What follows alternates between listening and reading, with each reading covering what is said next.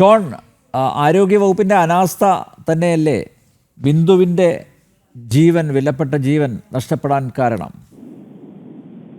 ആരോഗ്യ വകുപ്പിന്റെ അനാസ്ഥ എന്ന് പറയുന്നതിനപ്പുറത്തേക്ക് കേരള സംസ്ഥാനത്തെ 2 മന്ത്രിമാർ ഈ വിഷയത്തെ ലഘൂകരിക്കുവാനും ആ കെട്ടിടം അവിടെ പ്രവർത്തിക്കുന്നില്ല എന്ന് സ്ഥാപിക്കുവാനും വേണ്ടി ബിന്ദുവിന്റെ ജീവൻ ബലി കൊടുത്തു എന്ന് പറയാം.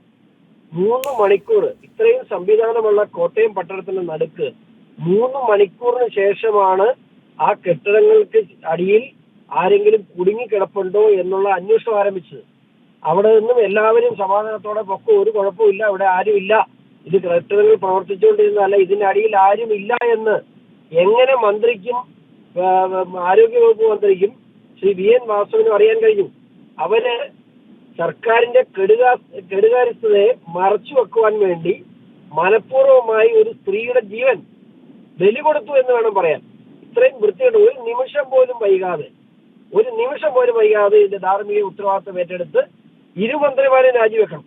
ഒരു സംശയം വേണ്ട, അവരത്രയും മോശമായ പ്രവൃത്തി. സർക്കാരിന്റെ ഒരു ജീവൻ അതിന്റെ അടിയിൽ കിടന്ന് പെടയുമ്പോഴും സർക്കാരിന്റെ ഇമേജിനെ കുറിച്ചും തന്റെ ഓരോരുത്തരുടെയും സ്വന്തം ഇമേജിനെ കുറിച്ചും മാത്രം ചിന്തിക്കുന്ന 2 മന്ത്രിമാർ അവിടെ വന്ന് നടത്തിയ കോലം കെട്ട്, ഇത് മനുഷ്യ മനസാക്ഷിക്ക് നിരക്കാത്ത ക്രൂരതയായിട്ട്. ഷോൺ, അതായത് മന്ത്രിമാർ മാധ്യമങ്ങളോട് പ്രതികരിക്കുന്ന സമയത്ത് ബിന്ദു ഈ കെട്ടിടാവശിഷ്ടങ്ങൾക്കിടയിൽ കുരുങ്ങിക്കിടക്കുകയായിരുന്നു.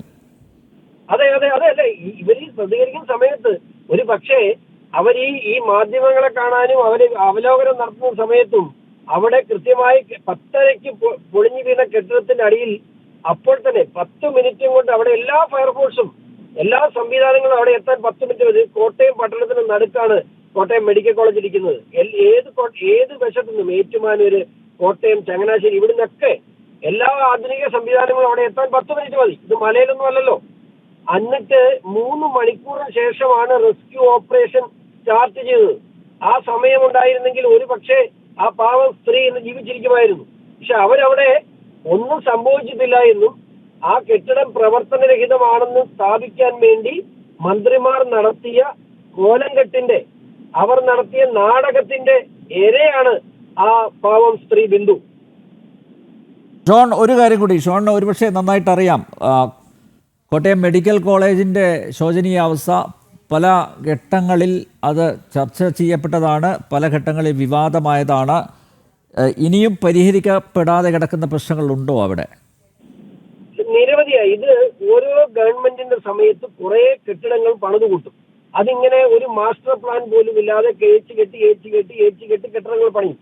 എന്നാൽ അവിടുത്തെ ഡോക്ടർമാർ ആവശ്യപ്പെടുന്ന, ഞാൻ ഇപ്പോഴും പറയട്ടെ, കോട്ടയം മെഡിക്കൽ കോളേജിലെ ഡോക്ടർമാർ ഏറ്റവും നല്ല സേവനം ചെയ്ത ഡോക്ടർമാരാണ്. പക്ഷേ സർക്കാർ ഇത് എന്താണ് ചെയ്തു കൂട്ടുന്നതെന്ന് നമുക്ക് പോലും അറിയാൻ പറ്റാതെ കുറെ കെട്ടിടങ്ങൾ എവിടെയൊക്കെയോ പണിതു.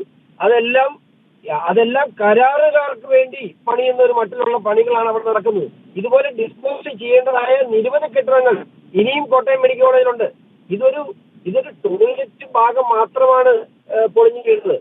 ആ ടോയ്ലറ്റിൽ ആ ടോയ്ലറ്റ് ഉപയോഗിച്ച 100 ആളുകൾ സാക്ഷ്യം പറഞ്ഞപ്പോഴാണ് മന്ത്രിമാരുടെ കള്ളം പൊളിഞ്ഞു വീണത്. ഇന്നത്തെ ദിവസം പൊളിഞ്ഞു വീഴുന്നതിന് മുമ്പ് ആ ടോയ്ലറ്റ് 100 ആളുകൾ ഉപയോഗിച്ചിട്ടുണ്ട്. ആ ബ്ലോക്കിൽ ഇന്നലെ ഡിസ്ചാർജ് ആയി പോയ ആള് ഇപ്പൊ നമ്മുടെ കൂടെ ഉണ്ട്. ഞാൻ പറഞ്ഞത് അത്രയും ഒരു സ്ഥാപനം, ഒരു കെട്ടിടം ഇടിഞ്ഞു വീഴാൻ കാത്തു നിൽക്കാൻ മാത്രം എത്ര മോശമാണ് ഒരു സർക്കാർ സംവിധാനം, ഒന്ന് ആലോചിച്ച് നോക്കുക.